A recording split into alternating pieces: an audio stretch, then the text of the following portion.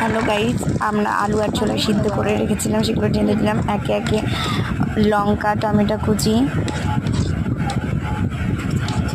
শসা কুচি, পেঁয়াজ কুচি, এগুলো সব দিয়ে দিচ্ছি একে একে করে।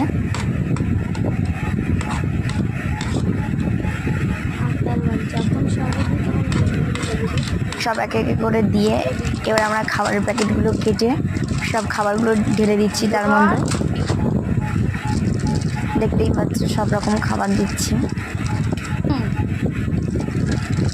এই কয়েক ধরনের চিপস খাওয়ার মতো সেগুলো দিয়ে দিচ্ছি, একে একে দিয়ে ভালো করে ভেঙে নিচ্ছি যাতে মিক্সড করতে সুবিধা হয়। তারপরে দিয়ে দিচ্ছি জিরে গুঁড়ো, তারপরে দিচ্ছি টমেটো কেচাপ, তারপরে দিয়ে দিচ্ছি লেবুর রস। তারপরে একে একে ভালো করে দিয়ে এগুলো মিক্সড করে নেবো। এবার সবাই আছে, সবাইকে এবার খুলিতে করে দিয়ে দিচ্ছি আমরা। তার সাথে আছে দুধ চা।